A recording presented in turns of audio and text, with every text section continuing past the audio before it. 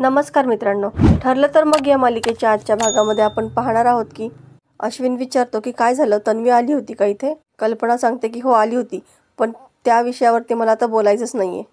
अश्विन म्हणतो की तिला काही त्रास झाला असेल, असं काही इथं घडलं नसेल की अशी मी आशा करतो. पण मम्मा, पुढचे काही दिवस तन्वीशी बोलताना आपल्याला थोडं सांभाळावं लागेल. तिची मानसिक अवस्था खूपच नाजूक आहे. ती इतकी निराश झाली आहे ना की तिला त्यातून आता बाहेर काढणं खूप कठीण जाणार आहे आणि ते आपणच करायला हवं. पूर्ण आजी म्हणते की हो, आपणच आता खंबीर तिच्या पाठीशी उभं राहायला हवं. कल्पना देखील म्हणते की कोणी तिच्याशी कसंही वागू दे, पण आपणच तिच्या पाठीशी उभं राहायचं. आपलं दुर्दैव म्हणून ती माझी सून नाही होऊ शकली, पण तन्वी मला माझ्या मुलीसारखीच आहे. आता हे सगळं सायलीला ऐकल्यानंतर खूपच वाईट वाटतं. ती रडतच तिथून निघून जाते. थोड्या वेळानंतर अर्जुन तिथे येतो आणि सरळ वरती जायला निघतो. पूर्ण आजी म्हणतात की याचं एक वेगळंच चालू आहे, वेगळीच मनमानी चालू आहे. दिवसभर याची बायको नको ते उद्योग करते आणि हा आला की तिच्या पाठीमागे करतो. अर्जुन म्हणतो की पूर्ण आजी, मी एक काम करतो, तुला ना एक डायरीच आणून देतो. दिवसभराच्या कमीत कमी 50 एक कंप्लेंट तरी तुझ्या असतील ना, तू सगळ्या त्याच्यामध्ये लिही. म्हणजे कसं ना, एखादं मिस नको व्हायला. अश्विन म्हणतो दादा, तू इथे सुद्धा मस्करी करतोयस का? अर्जुन म्हणतो की नाही, मी सिरियस आहे. काय ना, रोज रोज तुम्ही घरामध्ये जे कोर्ट बसवतो ना, ते आज नकोय. आज जरा मला घाई आहे, असं म्हणून तो तिथून निघून जातो. अर्जुन घाईघाईने सायलीकडे येतो आणि मिसेस सायली चला. तेव्हा त्याला सायलीचा चेहरा खूपच पडलेला दिसतो. तो विचारतो की काय झालं आहे. त्यावेळेस सायली म्हणते की काही नाही हो, घर म्हटलं की भांड्याला भांडं लागणारच, तुम्ही बोला. तेव्हा अर्जुन म्हणतो की चला, तुम्हाला एक सरप्राईज द्यायचं आहे, चला आपल्याला निघायचंय, लगेच निघा. सायली विचारते कुठं जायचंय ते तरी सांगा. अर्जुन म्हणतो की तुम्हाला माहिती आहे ना, आपल्याला मधुभाऊंना भेटायला जायचंय. सायली म्हणते अहो, पण आपल्याकडे पुरावे नाही आहेत ना, आणि मधुभाऊ त्या जोशींवरती जास्त विश्वास ठेवतात. अर्जुन म्हणतो की माझ्याकडे पुरावे आहेत, चला आता दोघेही तिथून निघून जायला लागतात. तेव्हा पुन्हा पूर्ण आजी टोमणा मारते की नवरा घरी आल्या आल्या हिने गळा काढला असेल, आज मला स्वयंपाकघरामध्ये सुद्धा येऊ दिलं नाही. कल्पना म्हणते आणि म्हणाली असेल की आता आपण जेवायला बाहेरच जाऊयात. अर्जुनला आता यातलं काहीच माहीत नसतं. तो आश्चर्याने सायलीकडे पाहतो. अर्जुन म्हणतो माझ्या बायकोने मला काहीच सांगितलं नाही, पण मला आत्ता कळते की तुम्ही तिला दिवसभर स्वयंपाकघरामध्ये जाऊच दिलं नाही. पण बरं झालं, फॅन्टॅस्टिक. आता आम्ही बाहेर जाऊनच डिनर करू, पण त्याआधी आम्हाला एक महत्त्वाचं काम करायचं आहे, सो आम्ही लगेच निघतो, असं म्हणून तो तिचा हात धरून तिला तिथून घेऊन जातो. आता इकडे तन्वी विचार करत असते. तिला सायली जे काही बोललेली असते ते सगळं आठवतं. ती स्वतःशीच म्हणते की मला आता लवकरात लवकर सुभेदार हाऊसमध्ये शिरावंच लागेल, तरच त्या सायलीचा माज उतरेल आणि हा नागराजचा राग देखील शांत होईल. पण काय करू मी? तेव्हा लगेचच ती अश्विनला मेसेज करते. अश्विन तिचा मेसेज वाचतो. तुझ्याशी बोलून बरं वाटतं, पण लो वाटायचं काही थांबत नाही. आत्ताच जर मी जीव दिला तर यातून सगळ्यातून माझी सुटका होईल. आता हा मेसेज वाचून अश्विन घाईघाईने तिला कॉल करतो. अश्विन तिला म्हणतो की हे काय आहे, कसला मेसेज केलायस तू हा? आता तन्वी इकडून नाटकीच त्याच्याशी बोलू लागते. अश्विन, मी इतकी वाईट आहे का रे की अर्जुनने मला एखाद्या किड्यासारखं बाहेर काढून टाकलं. माझ्या डोक्यातले विचार काही केले संपतच नाहीये. आता मला हे सगळं कायमचं संपवायचंय. मीच राहिले नाही तर. लगेचच अश्विन म्हणतो की तन्वी बास, तुला माझी शपथ आहे, परत जीव देण्याबद्दल विचारही मनामध्ये आणायचा नाही. आता तन्वीला खूपच मनातून आनंद होतो. ती नाटकीच बोलू लागते की आता तू मला शपथ दिली आहे म्हणून तुझ्या शपथ खातीर मी आता पुन्हा हा विचार करणार नाही. फक्त तुलाच माझी काळजी आहे. मनामध्ये वाईट विचार आणायचे नाहीत, आणि तुला काही वाटलं तरी मला लगेच फोन कर. आता तन्वी मोठ्याने हसू लागते आणि हा मासा याला जर छोटासा जरी गळ टाकला ना तरी स्वतःहून अडकू पाहतो.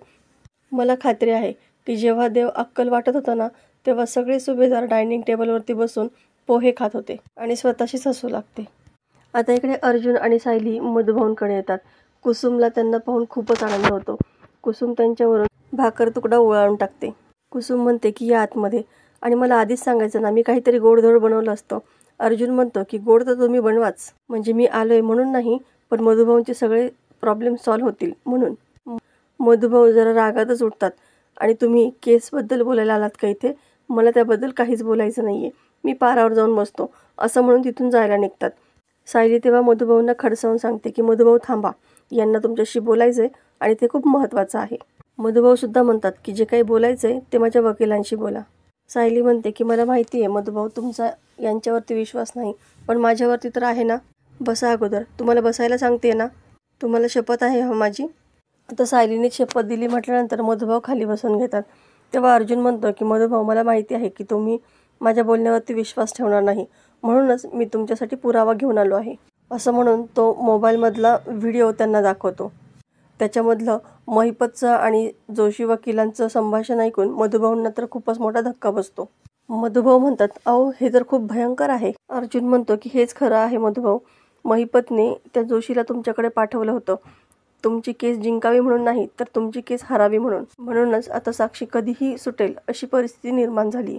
सायली म्हणते, मधुभाऊ तुम्हाला आठवतंय का की तुम्हाला यांच्याऐवजी दुसरा वकील पाहिजे होता, तेव्हा जोशी स्वतः तुमच्याकडे केस मागण्यासाठी आला होता. तेव्हा मधुभाऊंना तो क्षण आठवतो.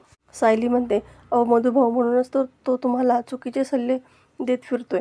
जामिनाच्या कोणत्याच अटी पाळायची गरज नाही असं तुम्हाला सांगतोय. तुम्हाला पुन्हा अटक व्हावी असंच त्याच्या मनात आहे. तेव्हा मधुभाऊंना जोशी वकिलांनी पोलीस स्टेशनला जाऊ नका असं सांगितलं असतं तो क्षणसुद्धा आठवतो. कुसुम म्हणते की मला हे सगळं आधीच माहिती होतं, पण अर्जुनकडे पुरावा नव्हता ना, मग तुम्हाला हे खरं कसं वाटेल?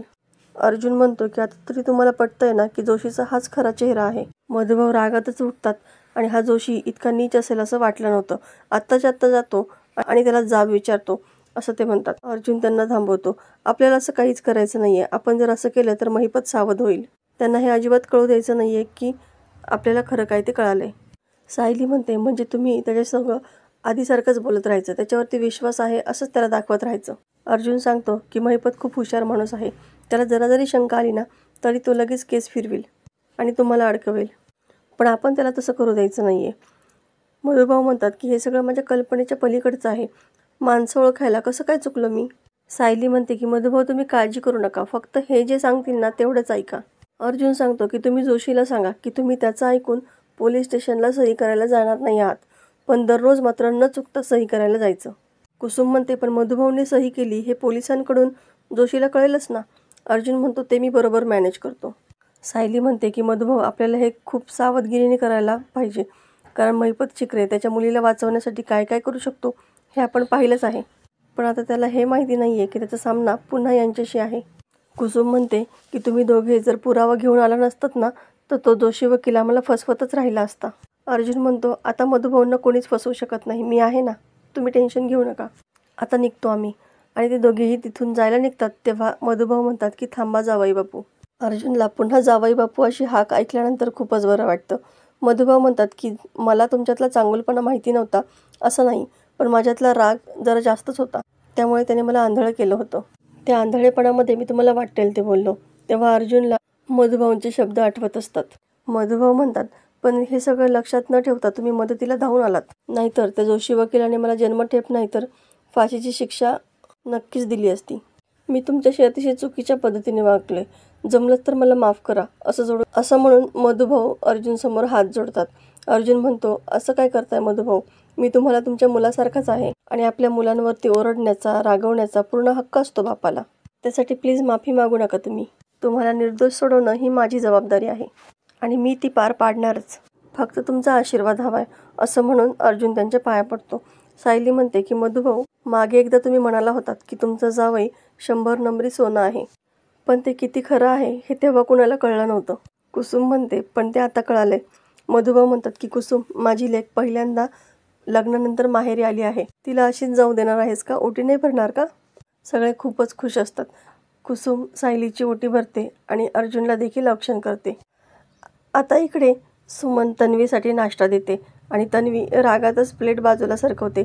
या घरामध्ये मला गरम काही खायला मिळणार आहे की नाही? नेहमी फ्रीजमधून काढल्यासारखं खावं लागतंय. सुमन म्हणते की थांब, मी लगेच गरम करून आणून देते. तेव्हा प्रतिमा तिला थांबवते. प्रतिमा तन्वीला ओरडते, गेले 2-3 दिवस पाहते की तुझ्या भावनांवरती ताबाच राहिला नाहीये. अचानक चिडतेस काय? मग काही झालं नाही असं म्हणून वागतेस काय? काय चाललंय काय तुझं? तन्वी जोरातच प्रतिमाच्या अंगावरती धावून जाते आणि तू तर काही बोलूच नकोस ग. आज माझ्यावर जी वेळ आली आहे ना ती फक्त तुझ्यामुळे आली आहे. इथे माझी सख्खी आईच माझ्या मनाचा विचार करत नाहीये तर जगाकडून काय अपेक्षा करू? सुमन म्हणते, तन्वी अगं इतका कडवटपणा बरा नाही बाळा. तन्वी म्हणते, मग जे काही झालंय त्यानंतर मी गोडवा आणू तरी कुठून? सुमन म्हणते, तुझं लग्न मोडलं याचा दोष आईला देणं बंद कर बाळा, तरच तुझं मन शांत होईल. तन्वी म्हणते, पण माझ्या आईने माझं आयुष्य उद्ध्वस्त केले, हे सत्य तर बदलणार नाही ना? प्रतिमा म्हणते, मी तुझं आयुष्य उद्ध्वस्त होता होता वाचवलंय. भानावर ये तन्वी.